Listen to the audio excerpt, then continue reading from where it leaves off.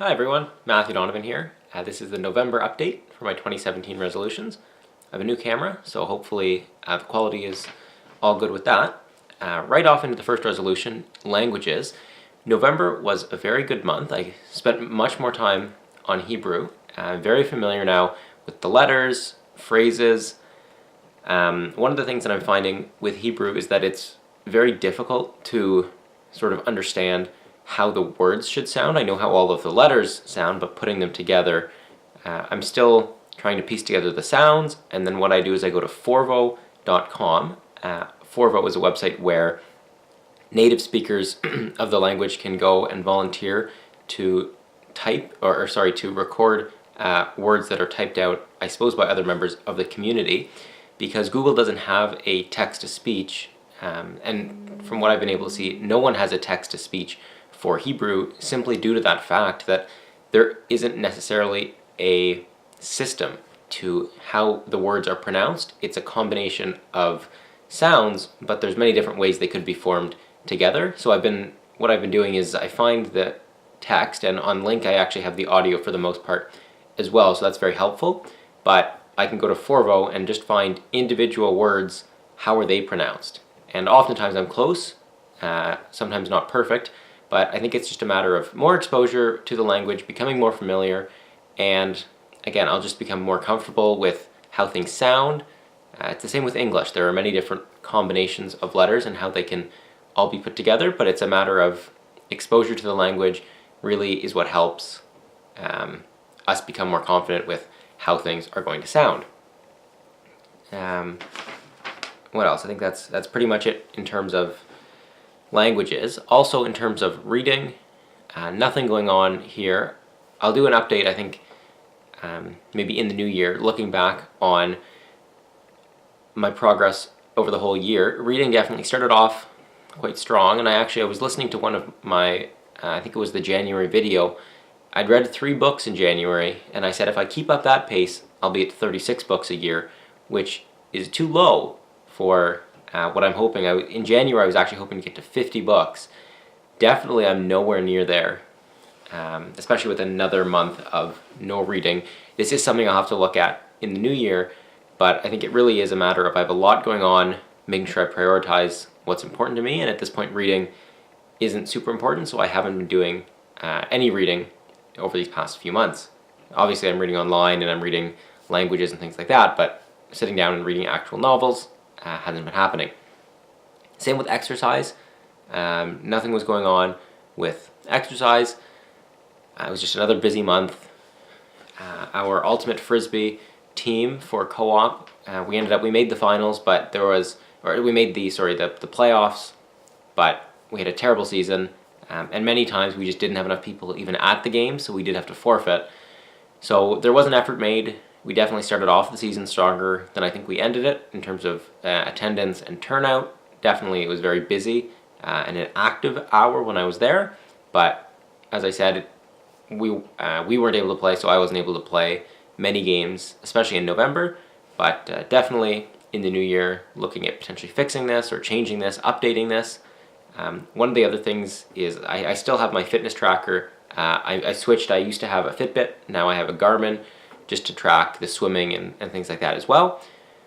With the Fitbit, I had a goal of 10,000 steps per day. Sometimes if I was close, maybe 6,000 or 7,000, I might be motivated to go and get that final 10,000. But other days where I'm at 1,000 or 2,000, getting to 10,000 is a big push. Potentially in the new year, lowering that goal down to something more manageable, saying, look, on average I'm only getting 2,000 steps a day. Maybe increase that and just say, look, the goal is 3,000 steps a day, and then one day a week go and get 10,000, as opposed to a goal that's much too big, that simply isn't attainable on an ongoing basis. In terms of co-op, nothing really in November happened in terms of that. I'll be starting at Sun Life in the new year, but no major updates in November on that front. There was a little bit of, I guess, back and forth communications with the hiring manager and my supervisor in order to get everything in order, but nothing huge on that front. In terms of GPA, November was probably a busy month, the busiest month this semester had some of the busiest weeks of the term.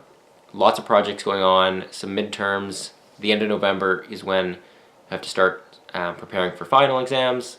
I had the midterms that I'd done earlier in the semester, got my results back for those. Pretty good results, I was happy with that. And also had a big marketing project as a group, and then also a smaller marketing project with the same group. Both of those were due within a span of 3 days, so that was a very busy week. Also a couple midterms, and at this point it's just on to finals. I think we did a good effort, and it's really a matter of focusing. And as I've said this ongoing throughout the year, each month has a focus. Some months we're focused on languages, getting involved. I think November would be focused on academics, ending the semester strong, finishing everything up, and again going into final exams. So that's, I would say, the focus for November. And then finally, the last one is getting involved. And as with September and October, very busy month in terms of getting involved. I'm doing a lot this semester. In November, very busy with case marking. So I had 60 individual reports that I had to mark. There is a lot of marking that goes on as being a TA. Sometimes it's group projects where the students are in groups of, say, 4 or 5.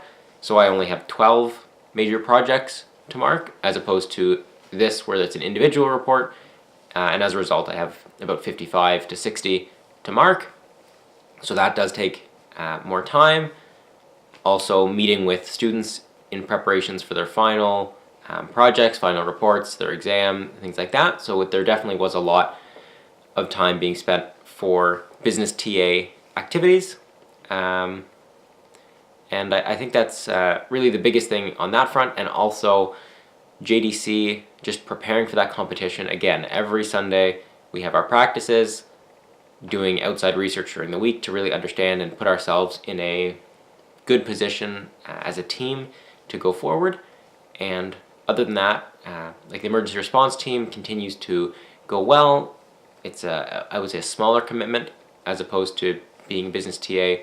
And also the JDC, we do have weekly meetings, but other than that, there are some more ongoing activities, but they are, I think, of a smaller nature.